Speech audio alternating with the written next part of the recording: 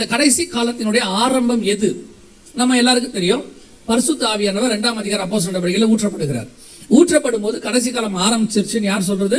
பேதுருவே டைரக்டா சொல்றாரு. யோவேல் புஸ்தகத்தில் சொன்ன தீர்க்க தரிசனம் நிறைவேறி விட்டதாக அவர் எழுதுகிறார். கடைசி நாட்களில் மாம்சமான யாவர் மேலும் என் ஆவியை ஊற்றுவேன் என்கிற அந்த நாள் இப்பொழுது வந்திருக்கிறது அப்படின்னு அவர் சொல்றார். சோ கடைசி நாட்கள் அப்படிங்கிறது அப்பயே ஆரம்பிச்சிருச்சு, அவருடைய பார்வைக்கு அப்பயே நடந்துருச்சு. அந்த கடைசி நாட்களுடைய முடிவு என்ன? அந்த கடைசி நாட்கள்ல ஒவ்வொரு பகுதியாக சொல்லிக்கிட்டே வரார். ஒவ்வொன்றும் அடுத்தடுத்து நடக்கும். அதுல ஆரம்பம் தான் பரிசுத்த ஆவியானவர் ஊற்றப்பட்டது. அந்த முடிவுல நமக்கு தெரிஞ்சிருக்கிறபடி அந்த கடைசி நாட்கள் அப்படிங்கிறதுக்கான நம்முடைய காலத்தின் அடையாளம் என்ன அப்படின்னு சொல்லி பாத்தீங்கன்னு சொன்னா, நீங்க வாசிச்ச வசனம் ஓசியாவின் புஸ்தகம் 3ஆம் அதிகாரம் 5வது வசனத்தை திருப்பி வாசிங்க. ஓசியா 3:5 திருப்பி வாசிங்க. பின்பு இஸ்ரவேல் புத்திரர் திரும்பி தங்கள் தேவனாகிய கர்த்தரையும் தங்கள் ராஜாவாகிய தாவீதையும் தேடி, நல்லா கவனிங்க, கடைசி நாட்களில் கர்த்தரையும் அவருடைய தயவையும். அப்படின்னா என்ன அர்த்தம்? இஸ்ரவேல் புத்திரர் எப்ப திரும்பி வராங்களோ அது கடைசி நாட்கள் அப்படின்னு அர்த்தம். முதலாவது இஸ்ரவேல் புத்திரர் எகிப்திலிருந்து திரும்பி வந்தாங்க மோசே தலைமையில. 2வது செருபாபேல் தலைமையிலையும் நெகேமியா தலைமையிலையும், அடுத்து நம்ம எல்லாருக்கும் தெரிந்திருக்கிறபடி எஸ்ராவுடைய தலைமையிலையும் திரும்பி வந்தாங்க. அதாவது நெகேமியா அலங்கா கட்டினாரு, செருபாபேல் ஆலயம் கட்டினாரு, எஸ்ரா பிரமாணங்களை சொல்லி அவர்களை உருவாக்கினார். இந்த 3 பகுதியாக அவங்க திரும்பி வராங்க. அப்படி இருக்கும் பொழுது நம்முடைய காலங்களில் கடைசி நாட்களில் இஸ்ரவேல் புத்திரர் திரும்பி வருவார்கள் அப்படின்னு இருக்கு. இந்த ரெண்டுத்தையும் நாம பார்த்ததில்லை. எகிப்தில உள்ளதையும் எகிப்தில இருந்து வந்ததையும் நம்ம பார்க்கல, செருபாபேல் தலைமையில வந்ததையும் நம்ம என்ன செய்யல, பார்க்கல. ஆனா எழுதி வச்சிருக்கிறாரு, அது உண்மை. நம்ம நம்புறோம், விசுவாசிக்கிறோம். கர்த்தர் சொன்னபடி நடந்திருக்குது, சரித்திர குறிப்புகள்லாம் இருக்கு. ஆனா 3வது வேதம் சொல்லுது இல்லையா, கடைசி நாட்களில் இஸ்ரவேல் புத்திரர் திரும்பி வருவார்கள். அது இப்ப நம்ம கண்ணுக்கு முன்னாடி நடந்துகிட்டே இருக்குது. 1948 இருந்து இந்த சம்பவங்கள் என்ன செய்து நடக்குது. இது இப்ப நம்ம காலத்துல இஸ்ரவேல் புத்திரர் திரும்பி வருதல் 2021 நடந்த ஒரு சம்பவம். இது ஒரு ரொம்ப முக்கியமான ஒரு விஷயம். அதுல நல்லா கவனிச்சு பாருங்க. பின்னாடி அந்த பிளைட் எங்க இருந்து வந்துச்சு அப்படிங்கறது ஒரு மிக முக்கியமான விஷயம். உக்ரைன்ல இருந்து வந்த லாஸ்ட் பேட்ச் இதுதான். உக்ரைன்ல உள்ளதான யூதர்கள் புறப்பட்டு வந்தாங்க. அவங்க வந்ததுல இருந்து அங்க யுத்தம் ஸ்டார்ட் ஆயிடுச்சு. அவங்க வந்து முடிச்ச அடுத்த சில மாதங்கள்ல அங்க யுத்தம் ஸ்டார்ட் ஆயிடுச்சு. அதனாலதான் இந்த வீடியோவை நாங்க வச்சிருக்கிறோம். கிட்டத்தட்ட நீங்க பக்கத்துல நீங்க பாக்குறது 1948 அவங்க திரும்பி வந்ததுக்கான ஃபர்ஸ்ட் நாடா ஃபார்ம் ஆனது. இது 2020 உக்ரைன்ல இருந்து அவங்க புறப்பட்டு வந்ததுக்கான ஒரு மிக முக்கியமான சாட்சி. அப்ப இஸ்ரவேல் புத்திரர் திரும்பி வருவார்கள் என்கிறதான தீர்க்க தரிசனம் நம் கண்களுக்கு முன்பாக நடக்குது. இப்ப நீங்க பாத்துக்கிட்டே இருக்கிறீங்க, கடைசி நாட்கள்ல வருவாங்கன்னு. குறிப்பாக இந்த ஒரு 70-76 வருஷமா நடந்துகிட்டே இருக்கு இந்த சம்பவம். ஆனால் இதுல நீங்க புரிந்து கொள்ள வேண்டியது என்னன்னா, எப்ப இஸ்ரவேல் புத்திரர் திரும்பி வரதை நீங்க பாக்குறீங்களோ அது கடைசி நாட்கள்னு அர்த்தம். கடைசி நாட்கள் அப்படிங்கிறதுக்கான என்னங்க அடையாளம் அப்படின்னு கேட்டா, நிறைய பேர் சொல்றாங்க, இல்லன்னா சொல்றாங்க. அப்படின்னா உங்களுக்கு சந்தேகம் வருமானால் நீங்க அவங்ககிட்ட தைரியமா பேசுறதுக்கு ஒரே ஒரு அடையாளம் போதும், வேற எதுவுமே தேவையில்ல. இஸ்ரவேல்னு ஒரு தேசம் இருக்கு, யூதர்கள்னு ஒரு இனம் இருக்கு, எருசலேம்னு ஒரு பட்டணம் இருக்குன்னா அது கடைசி காலம் தான் அர்த்தம். அது கடைசி நாட்கள்ல மட்டும்தான் இருக்கும். கிட்டத்தட்ட 1850 வருஷம் அவங்க கிடையாது. கிபி 70 காணாம போனவங்க 1948 தான் ஃபார்ம் ஆயிருக்கிறாங்க. யோசித்து பாருங்க. நேற்று இதை பத்தி நம்ம பார்த்தோம். இப்படி ஒரு இனம், ஒரு மொழி, ஒரு நகரம், ஒரு ராஜ்யபாரம் காணாமல் போய் திருப்பி அதே ஸ்தானத்தில் ஸ்தாபிக்கப்பட்டது என்று சொன்னால் அது இஸ்ரவேல் ராஜ்யம் மட்டும், வேற எந்த ராஜ்யமும் கிடையாது. இஸ்ரவேல் ஜனங்கள் மட்டும்தான். அப்ப நம்ம கண்ணுக்கு முன்னாடி மிக முக்கியமான அடையாளமாக இஸ்ரவேல் புத்திரர் திரும்பி வந்தாச்சு. 1948 இருந்து இந்த 2021 இப்ப நம்ம கண்களுக்கு முன்பாக வராங்க. எல்லா இடங்கள்ல இருந்தும் வராங்க. இது உக்ரைன்ல இருந்து வந்ததால லாஸ்ட் பேட்ச். ஓசியா 3:4-5 இதை குறித்து சொல்லப்பட்டிருக்கிறது. அடுத்து அங்கிருந்து நீங்க வாசிக்கிட்டே வந்தீங்கன்னா ஒவ்வொரு காரியமாய் வரிசை கிரமமாக யோவேல் புஸ்தகம் வரைக்கும், சபை எடுத்துக்கொள்ளப்படுதல் வரைக்கும் அதுல இருக்கு. அதை பத்தி அடுத்து ஒவ்வொன்னா சொல்ற சம்பவங்கள்லாம் நடைபெற்றுக் கொண்டே இருக்கிறது. இப்ப நாம அதைத்தான் பார்க்க போகிறோம். அடுத்து இந்த ஓசியா 3:4-5 சொன்ன தீர்க்கதரிசனம் நிறைவேறிடுச்சு, கடைசி நாட்கள்ல வருவாங்கன்னு. 4ஆம் அதிகாரத்துல சொல்லப்பட்ட மிருகங்கள் வாரிக்கொள்ளப்படும், அதெல்லாம் இப்ப நடக்குது. 4:3 பாத்தீங்கன்னா மீண்டும் ஒரு விசை மிருகங்களை நான் வாரிக்கொள்வேன் எல்லாம் ஆண்டவர் சொல்றாரு. அதெல்லாம் நடந்துட்டே இருக்கு. இப்ப இம்பார்ட்டன்டான ஈவெண்ட்ஸ் மட்டும் நான் அதுல சொல்றேன். அத்தனையும் வரிசைக்கிரமா இருக்கும். இம்பார்ட்டன்ட் ஈவெண்ட் மட்டும் நான் உங்களுக்கு சொல்றேன். வாசிங்க. ஓசியாவின் புஸ்தகம் 9ஆம் அதிகாரம் 4வது வசனத்தை வாசிங்க. ஓசியா 9:4 வாசி. அவர்கள் கர்த்தருக்கு திராட்சரசத்தின் பானபலியை வார்ப்பதும் இல்லை, அவருக்கு அங்கீகரிப்பாரும் இல்லை. அவர்களுடைய பலிகள் அவர்களுக்கு துக்கம் கொண்டாடுகிறவர்களின் அப்பத்தை போல் இருக்கும். அதை புசிக்கிற யாவரும் தீட்டுப்படுவார்கள். அவர்களுடைய அப்பம் அவர்களுக்கே ஆகும், அது கர்த்தருடைய ஆலயத்தில் வருவதில்லை. இந்த ரெண்டு காரியத்தை நன்றாய் கவனிங்கள். அந்த வசனத்துல ரெண்டு காரியம் முக்கியமா பைபிள் சொல்லுது. என்ன சொல்லுதுன்னா, இஸ்ரவேல் புத்திரர் திரும்பி வந்த பிறகு, அதான் ரொம்ப முக்கியம். 3ஆம் அதிகாரம் 4:5 அவங்க திரும்பி வருவாங்கன்னு இருக்கு. திரும்பி வந்த பிறகு 9ஆம் அதிகாரம் 4ஆம் வசனம் சொல்லுது. அந்த வசனம் முழுக்க என்ன சொல்லுதுன்னா, திராட்சை ரசத்தின் பான பலி ஆலயத்துக்குள் வராது, கர்த்தருடைய அப்பம் ஆலயத்துக்குள் வராது. அதாவது அப்பமும் ரசமும் ஆலயத்துக்குள்ள வராதுன்னு இருக்கு. அதுல அந்த வசனத்தை நீங்க திருப்பி வாசிச்சாலும் தெளிவா உங்களுக்கு புரியும். அவர்கள் திராட்சை ரசத்தின் பான பலியை வார்ப்பதும் இல்லை, அப்படிதானே இருக்கு. முடியும் போது அவருடைய அப்பம் ஆலயத்துக்கு வருவது இல்லை. அப்படின்னா என்ன அர்த்தம்? அப்பமும் ரசமும் ஆலயத்துக்குள்ள வராதுன்னு இருக்கு. இஸ்ரவேல் புத்திரர் திரும்பி வந்த பிறகு 1948 இருந்து சபைகளுக்குள்ள அப்பமும் ரசமும் வராத காலம் எது? அப்பமும் ரசமும் சர்ச்சில் நடக்காத காலம் எந்த காலம் நீங்க நினைக்கிறீங்க? கம்யூனியன் இல்லாத காலம் எது? இப்படி கேட்டா உங்களுக்கு புரியும். எந்த பீரியட்ல? கொரோனா பீரியட்ல மட்டும் கம்யூனியன் நமக்கு இல்ல. கிட்டத்தட்ட 6 மாசம் 1 வருஷம் கம்யூனியன் நமக்கு இல்லாம இருந்துச்சு. ஏன் அப்படின்னு கேட்டீங்கன்னா, அந்த 3ஆம் அதிகாரம் 4-5 வசனத்துல இருந்து, அதாவது 4ஆம் அதிகாரத்துல இருந்து 9ஆம் அதிகாரம் வரைக்கும் இஸ்ரவேல் ஜனங்கள் கர்த்தருக்கு விரோதமாய் செய்யற காரியங்கள் அங்கே இருக்கும். அங்க என்ன இருக்கும்? கர்த்தருக்கு விரோதமா செய்யற காரியங்கள் இருக்கும். அப்படியே ஒண்ணுனா சொல்லிட்டே வருவாரு. அது திருப்பி போடாத அப்பம், நான் எப்படி உன்னை திருத்துவேன் எல்லாம் சொல்லிட்டே வருவார். அக்கிரமம் மிகுதியாக இருக்கிறது. திரும்பி வந்த பிறகு இஸ்ரவேல் ஜனங்கள் செய்கிறதை பத்தி அங்க இருக்கும். கவனிங்க, இஸ்ரவேல் ஜனங்களுக்கு அப்படி ஒரு சுபாவம் உண்டு. என்ன சுபாவம் உண்டு? பழைய ஏற்பாட்டில் நம்ம வாசிச்சிருக்கிறோம். அவர்கள் கர்த்தரால் முன்குறிக்கப்பட்டு அழைக்க கொண்டு வருவாரு. கொஞ்ச நாள் அவங்க ஒழுங்கா இருப்பாங்க. அதுக்கப்புறம் கர்த்தரை விட்டு கொஞ்ச நேரம் என்ன செய்வாங்க? தூர போவாங்க. அப்புறம் கர்த்தர் யாரையா வந்து எச்சரிப்பாரு, கேட்க மாட்டாங்க. யாருக்கிட்டையாவது புடிச்சு கொடுப்பாரு. அவங்க போட்டு அடின்னு அடிப்பாங்க. திருப்பி கர்த்தரை நோக்கி கூக்குரல் இடுவாங்க. திருப்பி ஆண்டவர் அவங்களை விடுதலையாக்குவார். ரட்சகனை எழுப்புவார், விடுதலையாக்குவார். திருப்பி கொஞ்ச நாள் ஒழுங்கா இருப்பாங்க. திருப்பி தப்பு பண்ணுவாங்க. திருப்பி எச்சரிப்பாரு. திருப்பி யார்ட்டையாவது புடிச்சு கொடுப்பாரு. அவன் போட்டு அடிப்பான். திருப்பி ஒரு ஆச்சு. இது வந்து ரொட்டீனா நடக்கும் அவங்களுக்கு. இந்த ரொட்டீனா எப்படி நடக்குதுங்கிறத நீங்க பாக்கணும்னா நியாயாதிபதிகள் புஸ்தகத்துல போய் அப்புறமா வாசிச்சு பாருங்க. வீட்டுல ரொட்டீனா இருக்கும். எந்த காலத்துல அவங்க ஒழுங்கா இருந்தாங்க, எத்தனை வருஷம் கர்த்தரை விட்டு தூரம் போனாங்க, யார் கையில புடிச்சு கொடுத்தாரு, எத்தனை வருஷம் அவங்க அடிச்சா, அந்த நேரத்துல எந்த ரட்சகரா அவங்க எழுப்பினாரு, அதாவது எப்தாவா இருக்கும், சிம்சோனா இருக்கும், கிதியோனா இருக்கும், பாராக்கா இருக்கும், யார் யார் எழுப்பினாரு, அப்புறம் எத்தனை வருஷம் அவங்க உருப்படியா இருந்தாங்க, எல்லாம் இருக்கும். வரிசையா இருக்கும். இந்த இஸ்ரவேல் ஜனங்கள் அது அவங்களுடைய சுபாவம்.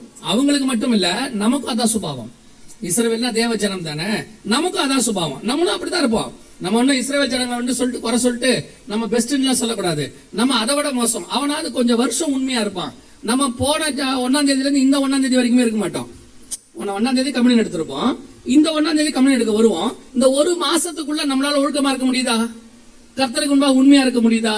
அந்த ஒரு மாசத்திலேயே நிறைய பிரச்சனை நமக்கு வருது. ஆண்டவரோட தூரம் போகிறோம். அதனால நம்ம என்ன பண்றோம்? அடுத்த 1ஆம் தேதி கம்யூனியன் கொடுக்கும் போது கையில வாங்கி வாயில போடுறதுக்கு நமக்கு பயமா இருக்குது. ஓரளவுக்கு பயம் இருக்குது. ஐயோ, ஏன்னா அதுவும் என்ன பயம்னு கேட்டா, அபாத்திரமாய் போஜனமானம் பண்ணா உங்களுக்கு வியாதி வந்துடும். அப்படியே மீறி சாப்பிட்டீங்கன்னா செத்து போயிருவீங்க. அப்படிதான் இருக்கு அது வசனத்துல. உங்களில் சிலர் வியாதியஸ்தர்களாயும் ஒரு சிலர் நித்திரையும் அடைந்திருக்கிறார்கள் அப்படின்னு இருக்கு. அதை கொலைக்கெல்லாம் சொல்லணும்னா உங்களுக்கு ஒண்ணு வியாதி வரும், இல்லைன்னா செத்து போவீங்க அப்படின்னு அர்த்தம். அந்த பயம்தான். ஐயோ, இதை எடுத்தா வியாதி வந்துருமோ. அப்புறம் கையில வச்சுட்டு என்ன பண்ணுவான் நம்மாலு? அப்படியே ஜோம் பண்ணிக்கிட்டு இருப்பான். அந்த வாயில போறதுக்கு முன்னாடி பயமா இருக்கும். அதனாலதான் நம்ம என்ன பண்ணாங்கன்னா, பரிசுத்தவான்கள்லாம் கொஞ்ச நாளைக்கு, இப்ப இல்ல, நிறைய சபையில இப்ப இல்ல, முன்னாடி என்ன பண்ணாங்கன்னு கேட்டா, இந்த கம்யூனியனுக்கு முந்தின நாள சுத்திகரிப்பு நாள்னு வச்சிருப்பாங்க. அந்த 1ஆம் தேதிக்கு முந்தின நாள் என்ன பண்ணுவாங்க? சுத்திகரிப்பு நாள். அன்னைக்கு வரவங்களுக்கு தான் மறுநாள் கம்யூனியன் கொடுப்பாங்க. என்ன காரணம் கேட்டா, இவங்களை சுத்திகரிப்பு பண்ணி அந்த கம்யூனியன் எடுக்கிறதுக்கு ரெடி பண்ணுவாங்க. அன்னைக்கு உட்காந்து எல்லா பாவத்தையும் அறிக்கை பண்ணி சோதரம் சோதரம் சோதரம் சோதரம் சொல்லி அன்னைக்கு உள்ள ஞாபகம்லாம், சில சபைக்கெல்லாம் பாரம்பரிய சபைக்கு போயிட்டீங்கன்னா அந்த கம்யூனியன் எடுக்கிறதுக்கு முன்னாடி எல்லாரும் பார்த்து ஒன்று சொல்லுவாங்க, உங்களுக்கு சமாதானம், உங்களுக்கு சமாதானம், 4 பக்கமும் திரும்பி சொல்லணும். ஏன்னா கம்யூனியன் எடுக்கிறதுக்கு முன்னாடி சமாதானம் எல்லாம் எடுத்தீங்கன்னா வியாதி வந்துடும். அவங்களுக்கு பயம், அவங்களுக்கு அப்படி ஒரு பயம். சோ அந்த கம்யூனியன் எடுக்கிறதுக்கு முன்னாடி நம்ம என்ன செய்யணும்? ஒழுக்கமாயிரணும் அப்படின்னு சொல்லி ஒரு எண்ணம் இருக்கு. ஒரு மாசமே நம்மளால ஒழுக்கமா இருக்க முடியல பாருங்க. ஒரு மாசத்துக்கே தடுமாற்றம். போன 1 எடுத்து அடுத்த 1ஆம் தேதி எடுக்கிறதுக்குள்ளே நமக்கு இவ்வளவு பிரச்சனை இருக்குது. நம்ம இஸ்ரவேல் புத்திரரை குறை சொல்றதுக்கு ஒண்ணுமே கிடையாது. நாம அதை விட மோசம். இதுல அவனாவது பரவாயில்ல, தப்பு செஞ்சு அதுக்கப்புறம் அடிச்ச உடனே திருந்திடுவான். நம்மால திருந்தவும் மாட்டான். ஆண்டவர் ஏதாவது சொன்னார்னா கர்த்தர் கிருபை உள்ளவன்ட்டு அடி வாங்கிட்டே போவான். அடியை வாங்கிட்டு சொல்லுவான், அதெல்லாம் கர்த்தர் கிருபை உள்ளவருங்க. ஏன்டா அப்புறம் ஒன்னு அடிச்சாரு, என்ன மட்டும் அடிச்சாரு, எவ்வளவு பேர் தான் அடிச்சாரு, அவனும் வாங்கினா நானும் வாங்கினேன், பிரைஸ் தி லார்ட் அப்படின்ட்டு போயிடுவான். அவன் அடி வாங்கினதே தெரியாது. இஸ்ரவேல் புத்திரர் கொஞ்சம் பரவாயில்ல, அடி வாங்கினா கொஞ்சம் மனம் திரும்புவான். நம்ம ஆட்களுக்கு அந்த இதுலமே கிடையாது.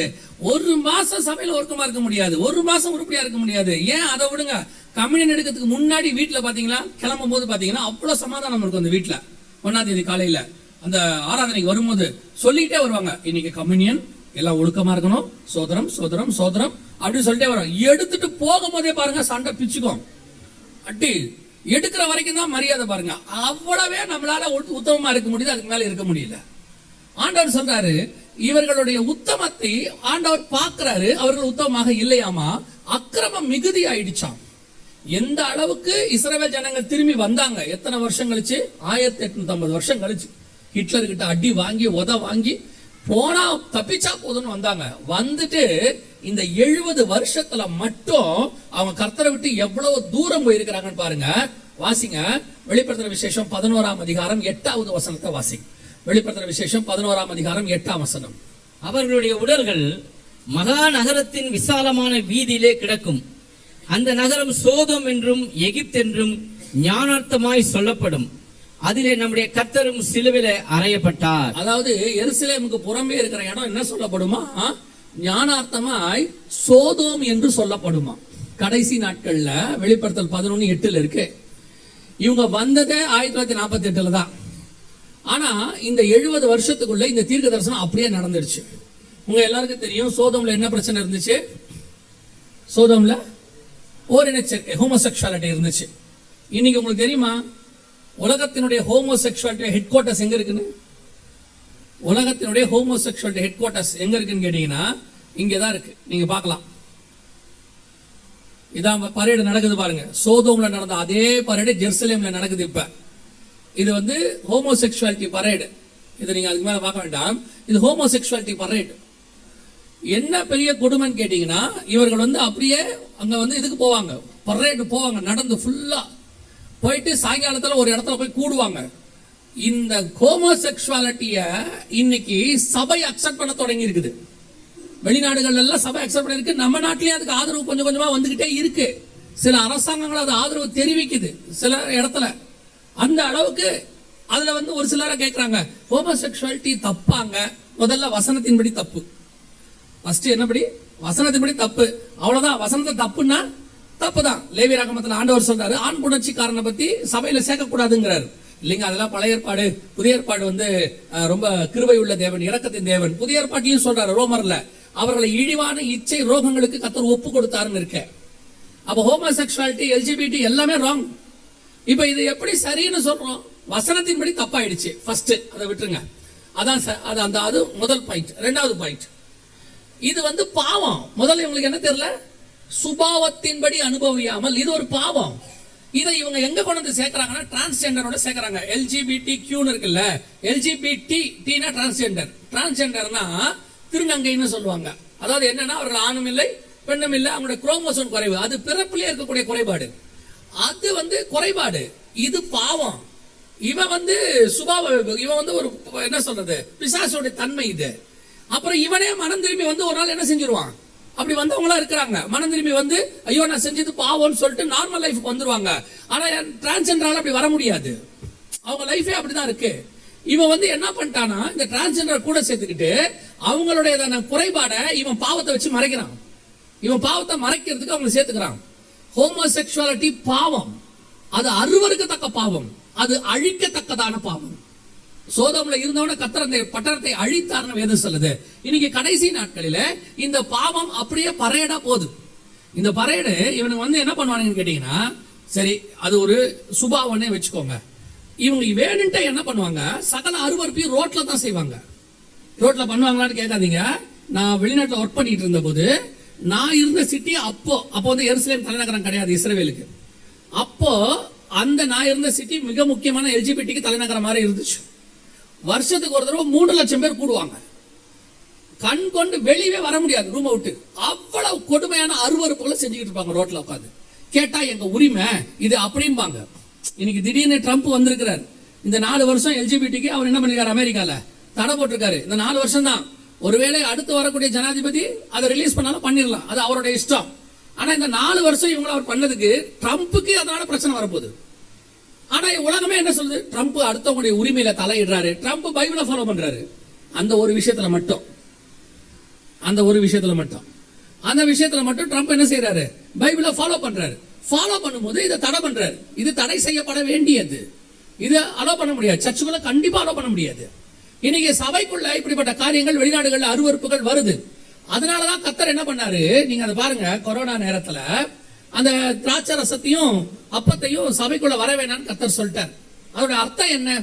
நிறைய பேர் உடனே சொல்லுவாங்க, கொரோனானால நாங்க கம்யூனியன் எடுக்கல. கொரோனா கம்யூனியன் எடுக்க முடியாதபடிக்கு தடுக்குதுன்னா கொரோனா கம்யூனியனை விட வல்லமை வாய்ந்ததுன்னு அர்த்தம். நான் சொல்றது புரியுதா? ஒரு சபையை கொரோனா மூடுகிறது என்றால் கொரோனா சபையை விட பவர்ஃபுல் அர்த்தம். ஆனா வசனத்தின்படி பாத்தீங்கன்னா பாதாளத்தின் வாசல்கள் சபையை மேற்கொள்ளாதுன்னு தான் இருக்கு. மேற்கொள்ளாது. அப்ப எப்படி சபையை கொரோனா மூடும்? அப்ப நல்லா தெரிஞ்சுக்கொள்ளுங்க. சினிமா தியேட்டர் மூடுறாங்க, ஷாப்பிங் மால் மூடுறாங்க, சர்ச்சும் மூடுறாங்க. அப்ப சர்ச்சுக்கு என்ன டிஃபரன்ஸ்?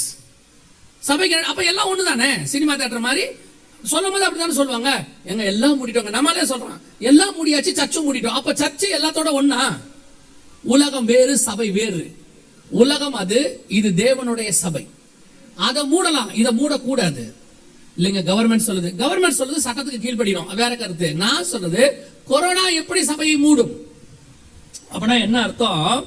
வசனம் தெளிவா இருக்கு பைபிள்ல. சபையை மூடுற அதிகாரம், திறக்கிற அதிகாரம் கர்த்தருக்கு மட்டும்தான் உண்டு. சபையை பார்த்தே கர்த்தர் நேரடியா சொல்றாரு, ஒருவரும் திறக்க கூடாதபடிக்கு பூட்டுகிறவரும் ஒருவரும் பூட்டக்கூடாதபடிக்கு திறக்கிறவரும் சொல்லுகிறதாவது, உலகளாவிய சபையை கர்த்தர் தான் மூடினார், வேற யாரும் மூடவே இல்லை, மூடவும் முடியாது. காரணம், அது கர்த்தருடைய சபை. ஏங்க சபை கர்த்தர் சபையை மூடுவாரா? ஒருத்தர் Facebookல கேட்டாரு, அது எப்படிங்க கர்த்தர் தான் உண்டாக்கின சபையை மூடுவாருன்னாரு. அவர் இடிப்பாரு. மூட மட்டும் இல்ல, ஒரு கல்லின் மேல் ஒரு கல்லால் வெடிக்கி அவரே கட்ட சொல்வாரு. உள்ளுக்குள்ள அருவருப்பு காணப்பட்டா கர்த்தர் இடிப்பாரு. அவர் கட்டுவதற்கு அதிகாரம் இருக்கிறது என்றால் இடிப்பதற்கும் அவருக்கு அதிகாரம் உண்டு. அவர் சபையை அவர் கட்ட ஆரம்பிச்சார்னா தடுக்கிறதுக்கு ஒருவனுக்கு அதிகாரம் இல்லை. அவர் சபையை அவர் மூடினார்னா அதை தடுக்கிற துறக்கிற அதிகாரமும் எவனுக்கும் கிடையாது. கர்த்தர் தான் சபையை மூட அதிகாரம் கொடுத்தாதான் மூடவும் முடியும். காரணம் என்ன? யோசிச்சு பாருங்க. உலகளாவிய வேர்ல்டு வைட் அப்பமும் ரசமும் ஆலயத்துக்குள் வரல. குறைஞ்சது 6 மாசம், மேக்சிமம் 3.5 வருஷம். குறைஞ்சது 6 மாசம், மேக்சிமம் 3.5 வருஷம் அப்பமும் ரசமும் ஆலயத்துக்குள்ள வரல. குறைஞ்சது 6 மாசம்னா தமிழ்நாடு இடங்கள்ல 6 மாசம் சபை மூடி இருந்துச்சு. கனடால 3.5 வருஷம் மூடி இருந்துச்சு. 3.5 வருஷம் கழிச்சு தான் திறக்கிறதுக்கு பர்மிஷன் கொடுத்தாங்க. இந்த 3.5 வருஷமும் அங்க கம்யூனியன் கிடையாது. ஏன்? கம்யூனியன் என்பது ஒரு உடன்படிக்கை. கம்யூனியன் என்ன? அது ஒரு உடன்படிக்கை. அதாவது மணவாளன் மணவாட்டியோடு கூட செய்தது. ஆண்டவர் வந்து ஒரு என்கேஜ்மெண்ட் மாதிரி போட்டு வச்சுட்டு போயிருக்கிறார். இப்ப நம்ம கிட்ட அந்த உடன்படிக்கை, நான் வருமளவும் என்னை நினைவு கூறும்படி. இப்போ ஒரு கவனன் போடுறாங்க, ஒரு இடம் வாங்குறீங்க, அந்த இடத்த 2 பேர் சேர்ந்து சைன் பண்றாங்க. அதுல எல்லாம் ஒரு கல்யாணம், ஒரு பொண்ணுக்கும் பையனுக்கும் செய்யறாங்க. ஒரு என்கேஜ்மெண்ட், நிச்சயதார்த்தம் ஒண்ணு போடுறாங்க. போட்டுட்டு 3 மாசத்துல கல்யாணம், 6 மாசத்துல கல்யாணம்னு சொல்லுவாங்க. திடீர்னு ஒருத்தர் போன் பண்ணி அந்த என்கேஜ்மெண்ட்டுக்கு அந்த கவர்மெண்ட்டை கொஞ்சம் நிறுத்துங்க, அந்த பத்திரத்தை கொஞ்சம் நிறுத்துங்கன்னா என்ன அர்த்தம்? ஏதோ பிரச்சனை நடுவில் இருக்குன்னு அர்த்தம். அவர் எதுக்கோ நிறுத்த சொல்றாருன்னு அர்த்தம். கம்யூனியன் சபைக்குள்ள வராதபடிக்கு கர்த்தர் நிறுத்துறாருன்னா அப்படின்னா என்ன காரணம்னு பார்க்கணும். இப்ப நீங்க திருப்பியும் சொல்றேன், இல்லைங்க கொரோனா தான் காரணம் அப்படின்னா, தேவ பிள்ளைகளுக்கும் உலகத்தில் உள்ளவர்களுக்கும் ஒரு வித்தியாசம் உண்டு. உலகத்துல ஒரு சம்பவம் நடக்குதுன்னா அதை உலகத்தின் காரணத்தோட பார்க்கறாங்கன்னா அவங்க உலகத்தார். அதுக்கு பின்னாடி இருக்கிற தேவ திட்டத்தை பார்த்தாதான் நீங்க தேவ பிள்ளை. நான் உங்களுக்கு உதாரணம் சொல்றேன். இப்போ இஸ்ரவேல்ல பஞ்சம் வந்துச்சு. ஆகாப் காலத்துல பஞ்சம் இருக்கு, அப்புறம் ஈசாக்கு காலத்துல பஞ்சம் இருக்கு, அப்புறம் தாவீது காலத்துல பஞ்சம் இருக்கு, ஆபிரகாம் காலத்துல பஞ்சம் இருக்கு, எல்லார் காலத்திலும் பஞ்சம் வருது. ஆகாப் காலத்தில் பஞ்சம் வந்த உடனே ஆகாப் என்ன பண்றாரு? குதிரைக்கு புல்லு கிடைக்குமான்னு தேடி அவர் ஒரு பக்கமும் உபதியா ஒரு பக்கமும் போறாங்க. ஆனால் தாவீது காலத்தில் பஞ்சம் வந்த உடனே தாவீது செய்தது, இந்த பஞ்சம் ஏன் வந்தது என்று கர்த்தரிடத்தில் போனாங்க. ஆண்டவர்கிட்ட போய் கேட்கிறான், இது என்னங்க ஒரு கேள்வி? ராஜாவுக்கு பைத்தியம் பிடிச்சிருச்சு தாவீதுக்கு. ஏன் பஞ்சம்? மழை பெய்யல, அதனால விவசாயம் இல்ல, அதனால பஞ்சம். இதுக்கு எதுக்கு ஆண்டவர்கிட்ட கேட்கணும்? அவன் கேட்கிறான், என் தேசத்தில் நீங்கள் சொல்லாமல் பஞ்சம் வராது. இந்த மழை பெய்யுது பெய்யலங்கிற கான்செப்ட்லாம் எனக்கு கிடையாது. அது பஞ்சத்தின் தேசம். ஈசாக்கு விதைத்தான், கர்த்தர் 100 மடங்கு அவனை ஆசீர்வதித்தார். அப்போ விதை விதைச்சு பஞ்சம் இல்லாம இருக்கிறது மழை கையில இல்ல, லேண்ட் கையில இல்ல, கர்த்தர் கரத்தில் இருக்கிறது. அதத்தான் தாவீது கேட்கிறாரு, என் தேசத்தில் ஏன் பஞ்சம் வந்துச்சு? இப்ப கர்த்தர் சொல்லணும், என்ன சொல்லணும்? இல்லப்பா இந்த மாதிரி மழை பெய்யல அப்படிதான் சொல்லணும். ஆண்டவர் சொல்றாரு, சவுல் காலத்துல ஒரு ரத்த பழி இருக்குது. சவுளுடைய ரத்த பழியை சிந்திட்டா அவங்க இஸ்ரவேலை சபிச்சுட்டாங்க, அது நிமித்தமா பஞ்சம் வந்திருக்கு, அதை நீ ரெக்டிஃபை பண்ணு, பஞ்சம் போயிடுங்கிறாரு. இப்ப போய் அவன் என்ன செய்யறான்? அந்த ஜனங்களை பார்த்து அவங்களுக்கு சமாதானம் பண்ண விட்டு சொல்லிட்டு ஒரு வார்த்தை சொல்வார் தாவீது, கர்த்தருடைய சுதந்திரத்தை ஆசீர்வதிங்கள். சொன்ன உடனே அவங்க ஆசீர்வதிப்பாங்க, பஞ்சம் போயிடும். இதுதான் தேவ பிள்ளைகளுக்கும் சாதாரண மனுஷனுக்கும் உள்ள வித்தியாசம். எந்த ஒரு சம்பவம் வந்தாலும் அதுக்கு பின்னாடி தேவனுடைய திட்டம் என்ன, கர்த்தர் என்ன சொல்றாருன்னு வெயிட் பண்ணணும். இப்பவும் சொல்றேன், கொரோனாவுக்கு பின்னாடி, சபை மூடுறதுக்கு பின்னாடி கர்த்தருக்கு ஒரு திட்டம் இருந்தது. நீங்க வெறும் கண்ணுக்கு தெரியாத ஒரு கிருமி கர்த்தருடைய சபையை மூடுச்சு நீங்க நம்புனீங்கன்னா நீங்க ஆவிக்குரிய விதத்துல எவ்வளவு பலகீனமா இருக்கிறீங்கன்னு பாத்துக்கோங்க. கர்த்தருடைய ரத்தத்தால் சம்பாதிக்கப்பட்ட சபையை உலகத்தில் மூடுகிற அதிகாரம் யாருக்கும் கிடையாது, கர்த்தருக்கு மட்டும்தான் உண்டு. அப்ப ஏன் கர்த்தர் மூடினார்? அதான் கேள்வி. கர்த்தர் ஏன் மூட அனுமதி கொடுத்தார்? அதுக்கு ஒரே ரீசன், சபை கர்த்தரை விட்டு தூரம் போச்சு. கடைசி 20 வருஷம் சபைக்குள்ள அருவருப்பு. கர்த்தர் அருவருக்கு அமெரிக்காக்கெல்லாம் போயிட்டீங்கன்னா ஓரின சேர்க்கை உச்சத்துக்கு போயிடுச்சு. அது மட்டும் இல்ல, எல்லாவித சபைகள் வந்துருச்சு. சபைக்குள்ளேயே குடிக்கிறது, சபைக்குள்ளேயே நிர்வாண சபை, ஆணு கல்யாணம் பண்ற சபை, பெண்ணும் கல்யாணம் பண்ற சபை. ஐரோப்பாவுக்கு போயிடுச்சுன்னா 2 நாய்க்கு கல்யாணம் பண்ணி வைக்கிறான், 2 பூனைக்கு கல்யாணம் பண்ணி வைக்கிறான். சபைக்குள்ளேயே விக்கிரகங்களை கொண்டாந்து, புறஜாதி விக்கிரகத்தை கொண்டு டான்ஸ் ஆடுறான். சபைக்குள்ள எல்லா அருவருப்பும் நடக்குது. ஆப்பிரிக்காவுக்கு போயிட்டீங்கன்னா இல்லீகல், எல்லாமே இல்லீகல் சபைக்குள்ள. ஊழியக்காரனுடைய வாழ்க்கை தாறுமாறு. ஆனா சபை நல்லா நடக்கும். அவங்க கேட்டா சொல்லுவாங்க, ஊழியக்காரனுடைய லைஃபா பார்க்காதீங்க, பிரசங்கத்தை மட்டும் பாருங்க அப்படின்னு அவங்க சொல்லுவாங்க. ஆனா ஆண்டவர் சொல்றாரு, நல்ல மரம் நல்ல கனி கொடுக்கும். எப்படி இருக்கும்?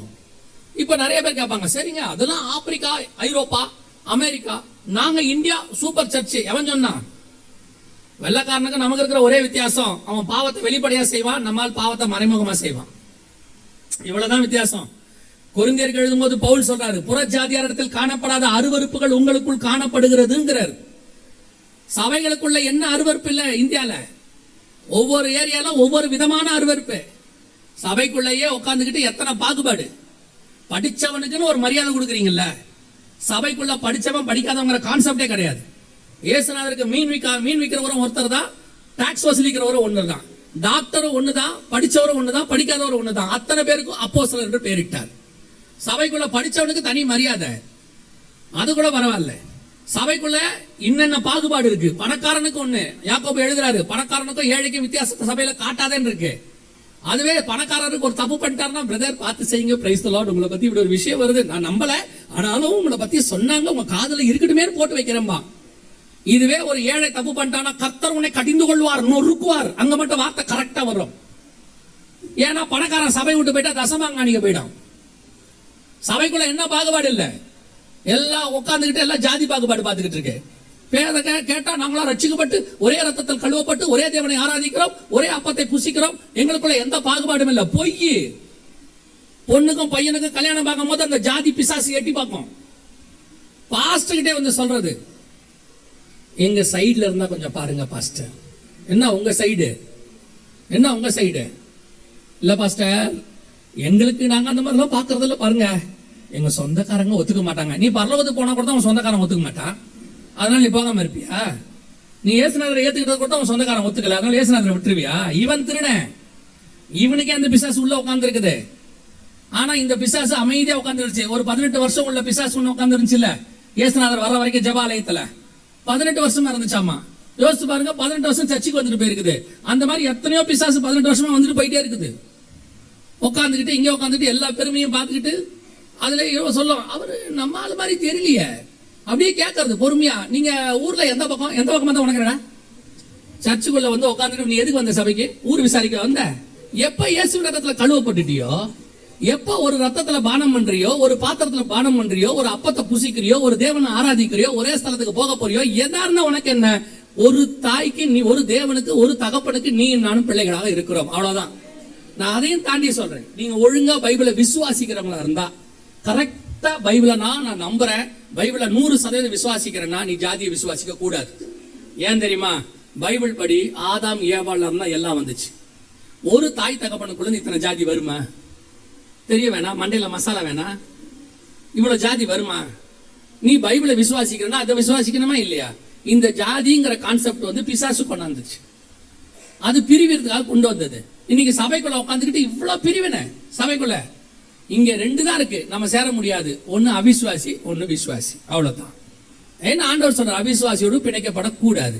மற்றபடி விசுவாசிகளுக்குள்ள எந்த பாகுபாடு கிடையாது. படிப்பு பாகுபாடு, பண பாகுபாடு எதுவும் கிடையாது. சில ஊழியக்காரங்கிட்டே இருக்கு. இதெல்லாம் என்ன செய்யனே தெரியல.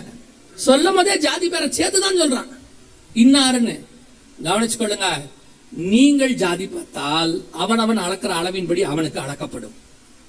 நீங்க பரலோகத்துக்கு போகும்போது உங்களையும் ஜாதி பார்க்க வேண்டி வரும். நீங்க யோசித்து பாருங்க, அப்புறம் ரொம்ப கஷ்டப்படுவீங்க பின்னாடி. இன்னைக்கு சபை இப்படிப்பட்ட அருவறுப்புகளால் நிறைந்திருக்க. இந்த மாதிரி பாகுபாடு மட்டும் இல்ல, சபைக்குள்ள உட்காந்துக்கிட்டு வியாபாரம் பண்ணிட்டு இருக்கிறான், சபைக்குள்ள உட்காந்துக்கிட்டு வட்டி கூட்டுக்கிட்டு இருக்கிறான், சபைக்குள்ள உட்காந்துக்கிட்டு புடவை வியாபாரம் பண்ணிட்டு இருக்குது, இங்க உட்காந்துக்கிட்டு புடவை வியாபாரம். அப்படியே உட்காந்து பக்கத்துல இவர் இங்க ஆவியை ஊத்தும், அனலை ஊத்தும், எழுப்புதல் வாருன்னா அந்த மாதிரி காட்டிட்டு இருக்குது. பச்சை கலர் படம் பாடுற பாத்தீங்களா? ரொம்ப நல்லா பேகுக்குள்ள வச்சுக்கிட்டு இப்படி எடுத்து எடுத்து காட்டுது. பாத்தீங்களா எப்படி இருக்கு? பாத்தீங்களா? மாசம் 50 ரூபா கொடுத்தா போதும் சிஸ்டர், பிரைஸ் தி லார்ட். முன்பணம் 100 ரூபா கொடுத்தா போதும் சிஸ்டர். ஒரு வருஷம் நீங்க 50 கொடுக்கலாம். எங்க உட்காந்துக்கிட்டே? சர்ச்சுக்குள்ள உட்காந்துக்கிட்டே. இவர் இங்க அட்டி எழுப்புதலுக்கு பின்னி பெடல் எடுக்கிறாரு. ஆவி ஊத்துங்க, ஊத்துங்கப்பா, ஊத்தாது, அது வேற ஒண்ணுல உட்காந்துருக்கே. அப்புறம் இந்த பிசினஸ் நடந்தது இவருக்கும் தெரியாது. நான் இப்ப இவருன்னா மெல்கி பாஸ்டர் சொல்ல, பொதுவா சபையில இருக்கிற எந்த பாஸ்டருக்குமே தெரிய மாட்டேங்குது. உள்ளுக்குள்ள நடந்துகிட்டு இருக்கு வியாபாரம் முழுக்க. அப்புறம் 6 மாசம் கழிச்சு இந்த புடவை வித்துச்சு பாருங்க. அது வந்து பாஸ்டர் சண்டைக்கு வருது. என்ன விசுவாசி வச்சிருக்கீங்க, புடவை வாங்கிட்டு ஓடி போயிடுச்சு. உன்னை யார் முதல்ல விற்க சொன்னாங்க?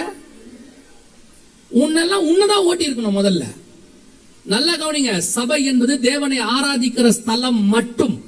இங்க வேற எதுக்குமே இடம் கிடையாது. உன் வியாபாரத்துக்கு, உன் ஆட்டத்துக்கு, உன் பாட்டத்துக்கு, உன் கொண்டாட்டத்துக்கு, இங்க மத்த காரியங்களுக்கு எதுக்கும் இடம் கிடையாது. வாங்க, வந்த உடனே கண்ணை மூடிடுங்க, ஆராதிச்சு செய்தி கொடுக்கும்போது காதை திறந்துருங்க, கேட்டு முடிச்சுட்டு வெளியே போயிருங்க. அதுக்கப்புறம் இங்க உட்காந்துட்டு எந்த சேட்டையும் பண்ணிட்டு இருக்காதீங்க. அப்படி பண்ணீங்கன்னா கர்த்தர் சபையை நொறுக்கிடுவார். கர்த்தருடைய சபையை கர்த்தருக்கு விரோதமாய் நீங்கள் நடத்தினால் சபை மூடப்படும். என்னன்றீங்க? கடைசி 20 வருஷம் கொரோனாவுக்கு முன்னாடி நாங்களும் பல இடங்கள்ல போகும்போது சொன்னோம், இல்ல சபை தப்பா போகுது, ஆட்டம் பாட்டம் கொண்டாட்டம், கலர் கலரா லைட்டை போட்டு ரிவரை போட்டுட்டு அவனால நின்னு பாடவே முடியாத இடத்துக்கு வந்துட்டான். இப்ப எந்த பாட்டுமே அவனால என்ன பண்ண முடியல, நின்னு பாடவே முடியல. ஏன்னா அவன் நரம்பு தளர்ச்சி மாதிரி ஆயிடுச்சு. இப்ப அந்த மியூசிக்கு ஆடினாதான் வர்ஷிப்புங்கிற இடத்துக்கு அவன் வந்துட்டான். இப்ப அப்படி என்ன ஆயிடுச்சு? கொரோனாவுக்கு முன்னாடி கூட கொஞ்சம் பரவாயில்ல, நம்ம பாட்டை சினிமா பாட்டு மாதிரி பாடிட்டு இருந்தான். நான் ஒரு பாஸ்டருடைய கார்ல ஏறின உடனே பாட்டு, அந்த கார் ஆன் பண்ண உடனே பாட்டு பாடிச்சு. நான் சொன்னேன், பாஸ்டர் எஃப்எம் ஆன் ஆயிடுச்சு போல, அதை கொஞ்சம் ஆஃப் பண்ணுங்க. அவர் சொன்னாரு, இல்ல கேளுங்க, நம்ம பாட்டு தான். அப்படியே சினிமா பாட்டு மாதிரி இருக்கு. நடுவுல இயேசுவே அப்படின்னா அது நம்ம பாட்டு, இயேசுவே வரலன்னா அது அவங்க பாட்டு. அவ்வளவுதான் வித்தியாசம், மற்றபடி எந்த வித்தியாசமும் இருக்காது. அப்படி பாட்டு, நீங்க பாட்டு என்பது நல்லா தெரிஞ்சுக்கோங்க. நிறைய வாலிபர்கள் இப்ப வரீங்க என்டர்டைன்மெண்ட், இப்ப நீங்க வந்து சபைக்குள்ள பாடுறீங்க. நல்ல ஒரு விஷயத்தை மனசுல வச்சுக்கொள்ளுங்க. இப்ப வர வாலிபர்களுக்கு சொல்றேன், இனி வரவங்களுக்கும் சொல்றேன், Christianity songs worship is not for entertaining, it's for transformation. பாட்டு மறுரூபமாக்குவதற்காக சபையில் கொண்டு வரப்பட்டது, ஜனங்களை என்டர்டைன் பண்ணுவதற்கு கிடையாது. இங்க என்டர்டைன்மெண்ட்டுக்கு வேலையே கிடையாது. இன்னைக்கு பாட்டு என்டர்டைன் பண்ணுது, நல்லா என்டர்டைன் பண்ணுது. ஜனங்களை ஆட வைக்குது, பாட வைக்குது, எந்துவாக்குது, பையனை குதிக்க வைக்குது, பொம்பளை பிள்ளைய தூக்கி சுத்துறான் சர்ச்சில். லூசு பயலோ. இன்னைக்கு என்ன, அன்னைக்கு ஒரு சர்ச்சில் போட்டிருக்காங்க போஸ்டர், இன்னைக்கு ஸ்பெஷல் ப்ரோக்ராம் என்னன்னா பாஸ்டரும் பாஸ்டமாவும் டான்ஸ் ஆடுறாங்களா அன்னைக்கு, விளங்கிடும். அப்ப என்ன நினைக்கிறாங்க? சர்ச்சை என்டர்டைன்மெண்ட் ஜாலியா வச்சுக்கணும், ஜனங்களை வாலிபர்களை ஜாலியா வச்சுக்கணும். இங்க நல்லா கவனிச்சுக்கொள்ளுங்க. அடுத்த தலைமுறை ஊழியர்கள் உருவாக்குறாங்க. நம்ம தம்பியோட நேற்று ஒரு இன்டர்வியூ பேசிட்டு இருந்தோம். ரொம்ப நல்லா ஸ்பிரிச்சுவலி அந்த தம்பி வரான். அப்ப அந்த மாதிரி ஆட்கள் வரும்போது நல்லா தெரிஞ்சுக்கொள்ளுங்க, you are chosen by the God, not for entertaining, for transformation next generation. அடுத்த தலைமுறையை மறுரூபமாக்குவதற்காக கர்த்தர் உன்னை தேர்ந்தெடுத்திருக்கிறார். நீ அவனை என்டர்டைன் பண்ண வேண்டிய அவசியம் இல்லை. அப்படின்னா அதுக்கு உலகமே இருக்கு என்டர்டைன் பண்றதுக்கு. அவனை என்டர்டைன் பண்ணிட்டு போயிடுவான். இப்போ ஒரு காலத்துல என்னாச்சு, சினிமா பாட்டு மாதிரி பாடினாங்க இங்க. இப்ப கொரோனாவுக்கு பின்னாடி கொஞ்சம் அட்வான்ஸ் ஆயிடுச்சு, சினிமா பாட்டே பாடுறான் சர்ச்சில். இப்ப என்னாச்சு, சர்ச்சில் சினிமா பாட்டே பாடுறான். சினிமா பாட்டு மாதிரி பாடினதுக்கே சபையை மூடிட்டாரு. இப்ப துணிகரமா சினிமா பாட்டு பாட ஆரம்பிச்சிருக்கிறான். தீர்க்க தரிசன பாட்டுன்னு வேற சொல்றான். தெரிஞ்சுக்க, இனிமேல் சபையை மூட மாட்டார், சபையை சிதறடிக்க பண்ணுவார். கர்த்தர் ஏற்கனவே ஒரு தடவை தான் எச்சரிப்பு கொடுப்பாரு, ரெண்டாவது தடவை நியாய தீர்ப்பு தான். ஒரு தடவை ஆண்டவர் சொன்னாரு, சபைக்குள்ள அருவருப்பு காணப்படுதுப்பா, திருத்திக்கோன்னு சொல்லி. இதுல பெரிய ஆச்சரியம் என்னன்னா, ஒரு சில மூத்த ஊழியர்களே இதுக்கு வந்து தொண போறாங்க. இவங்க எல்லாம் என்ன ஸ்பிரிச்சுவாலிட்டியில என்ன நினைக்கிறேன்னா, இவங்க எல்லாம் இந்த பூனைக்குட்டி மாதிரி ஒரு 30 வருஷமா எதுவும் பண்ண முடியாம அடக்கிட்டே உட்கார்ந்து இருக்கிறாங்க. உள்ளுக்குள்ள ஆசை இருந்திருக்குது, ஆனா எல்லாரும் என்ன நினைப்பாங்க அப்படின்ட்டு கம்முன்னு இருந்திருக்காங்க. இப்ப 4 பேர் இப்படி ஏஞ்ச உடனே உள்ளுக்குள்ள இருக்கிற பிசாசு வெளியே வந்துடுச்சு. அவங்க ஆடுறாங்க, இவங்க ஆடுறாங்க, நம்மளும் ஆடுவோம். மூத்த ஊழியர்கள் செய்யறாங்க. கவனிச்சு கொள்ளுங்க, ஸ்பிரிச்சுவாலிட்டி என்பது உன்னுடையதான பிசிக்கல் இல்ல, உன்னுடைய ஸ்பிரிட்ல இருக்கு. உன் இருதயம் எதுல நிரம்பி இருக்கிறதோ அது வெளியே வரும். உன் இருதயம் களியாட்டத்துல நிரம்பி இருந்தா நீ களியாட்டம் ஆடுவ. உன் இருதயம் நல்ல விசேஷத்தில் நிரம்பி இருந்தால் நீ ராஜாவை குறித்த கவியை சொல்லுவாய். உன் உள்ளுக்குள்ள எது ஃபுல்ஃபில்லா இருக்குன்னு நீ பார்க்கணும். You are not here to entertain the people, you are here to transform the people. அதுக்கு தான் கர்த்தர் கூப்பிட்டு இருக்கிறாரு. அதனால ஆண்டவர் பார்த்தாரு, மூடுறா கதவைன்ட்டார். யோசிச்சு பாருங்க, உலகளாவிய சர்ச்சை யாரால மூட முடியுமா? சரி, கொரோனா நேரத்துல பார்ட் டைமா ஷாப்பிங் மால் திறந்தாங்க இல்லையா? 8 மணிக்கு போய் நீங்க வாங்கிக்கிங்க, தேவையானதை வாங்கிக்கிங்க. நாங்க ஹாஸ்பிட்டல் திறந்துருந்துச்சு. டிவி திறந்துருந்துச்சா மூடி இருந்துச்சா? சேனல்ஸ் எல்லாம் இருந்துச்சா இல்லையா? 24 hours இருந்துச்சு. இந்த ஸ்விக்கின்னு ஒண்ணு சொல்றாங்கல்ல, சாப்பாடு கொண்டு வந்து கொடுக்கறது, அது இருந்துச்சா இல்லையா? இருந்துச்சு இல்ல? இருந்துச்சா இல்லையா? அப்ப இவ்வளவு இருந்துச்சு, சர்ச்சு மட்டும் இல்ல. புரியுதா? இன்னும் கூட சொல்றேன், கவர்மெண்ட் ஒர்க் நிறைய ஒர்க் நடந்துச்சு, கட்டுமான பணி இதெல்லாம் நடந்துச்சு. சர்ச்சு மட்டும் இல்ல. குறிப்பா நீங்க என்ன நினைக்கிறீங்கன்னா, எல்லாம் மூடினாங்க, சர்ச்சு மூடினாங்க. ஆனா ஆண்டவர் பார்வையில சர்ச்சை மூடுறதுக்காக எல்லாத்தையும் மூடினார். ஏன்னா சபைக்குள்ள அவ்வளவு அருவருப்பு. திருப்பியும் சொல்றேன், சபை அருவருப்புகளால் நிறைந்தால் கர்த்தர் அனுமதி கொடுக்க மாட்டார். ஏன்னா உலகம் எப்பவுமே அருவருப்புல தான் இருக்கு. நோவா காலத்துல இருந்து அப்படிதான் அது இருக்கு. அதை ஆண்டவர் பார்த்துப்பாரு. ஆனா சபை அவருடைய ரத்தத்தால் மீட்கப்பட்டது. இதுக்குள்ள அருவருப்பை காண கர்த்தர் ஒட்டுக்க மாட்டார். ஒருவேளை அதெல்லாம் இல்லைங்க, நாங்க இப்படிதான் இருப்போம், இரு, எனக்கு ஒன்றும் பிரச்சனை இல்லை. சொல்ல வேண்டியது என் வேலை, சொல்லிட்டேன். அதுக்கப்புறம் வர்றதை நீயே ஃபேஸ் பண்ணிக்கோ. அப்புறம் நீ வந்து ஐசியூல வச்சு டியூபை மாட்டிட்டு வாய்க்குள்ள தொண்டைக்குள்ள டியூபை விட்டுட்டு அப்புறம் ஆக்சிஜன் லெவல் கம்மியா இருக்கும் போது எப்படியாவது வச்சுங்கப்பான்னா வா இஷ்டம். நல்லா இருக்கும் போதே வந்துட்டீங்கன்னா உனக்கு நல்லது. சில ஆட்கள்லாம் எவ்வளவு சொன்னாலும் கேட்க மாட்டாங்க. பார்த்துருக்கீங்களா? இயேசுவை ஏத்துக்கோங்க, அதெல்லாம் முடியாது, பிரைஸ்ல நான் அப்புறம் பார்த்துட்டு சொல்றேன்பா. ஆண்டவர் எங்கேயாவது ஒரு இடத்துல டர்னிங்ல பைக்கு கவுந்து சறுக்கி போய் கை கால் உடஞ்சு ஹாஸ்பிட்டலுக்கு ஃபோன் பண்ணுவான், பாஸ்டர் எனக்காக கொஞ்சம் ஜெபம் பண்ணுவீங்களா, கை உடஞ்சிருச்சு. உன்னை நல்லா தானே சர்ச்சைக்கு வர சொன்னா, கையை உடச்சிட்டா வர சொன்னா, கூப்பிடும் போதே வந்திருக்கலாமா இல்லையா? பல நேரங்களில கர்த்தர் சொல்லுகிறதான அந்த ஆலோசனையை, எச்சரிப்பை சபை அசட்டை பண்ணுகிறது. அந்த அசட்டைய நீ பண்ணீங்கன்னா, இது நடந்தது ஃபர்ஸ்ட் டைம். அப்பமும் ரசமும் என்ன நடந்துச்சு? ஆலயத்துக்குள் வரல. 2வது தடவை சபையே இருக்காது. நடந்தாலும் இப்படி சொல்றேன்னு நினைக்காதீங்க. இது கர்த்தருடைய வார்த்தை. அடுத்த முறை கர்த்தர் சிதறடிக்க பண்ணுவார். இப்ப ஆண்டவர் நல்ல வாய்ப்பு கொடுத்தாரு. உங்களுக்கு சொல்றேன், நீங்க வேணா போய் பாருங்க. உலகத்திலேயே சபை சீக்கிரம் தொடக்கிறதுக்கு அனுமதி கொடுத்த நாடுகள்ல இந்தியா ஒரு நாடு. அதுலயும் குறிப்பா சவுத் இந்தியா, தமிழ்நாடு, இங்கேதான் சபை சீக்கிரம் திறப்பதற்கு அனுமதி கொடுக்கப்பட்டது. கனடாலாம் 3.5 வருஷம் ஆச்சு. இப்பவும் சொல்வேன், உலகத்துல இருக்கிற எத்தனையோ நாடுகள் மேல கர்த்தருடைய கிருபை இருக்கு. ஆனா சவுத் இந்தியா மேல அவருடைய கிருபை அனாதி மேலானது. இது மேல கர்த்தருடைய கிருபை அதிகமாக இருக்கு. ஒரு நிழல் காப்பாத்திக்கிட்டே இருக்கு நம்மள. அதை நீங்க பயன்படுத்திக்கணும். ஆண்டவர் திருப்பி திறப்பதற்கு வாய்ப்பு கொடுத்தார். அல்லேலூயா. இப்ப ஆண்டவர் சொன்னபடி துல்லியமாக அப்பமும் ரசமும் நிறுத்தப்பட்டது. திரும்பி உள்ளே ஆண்டவர் கொண்டு வந்துட்டார்.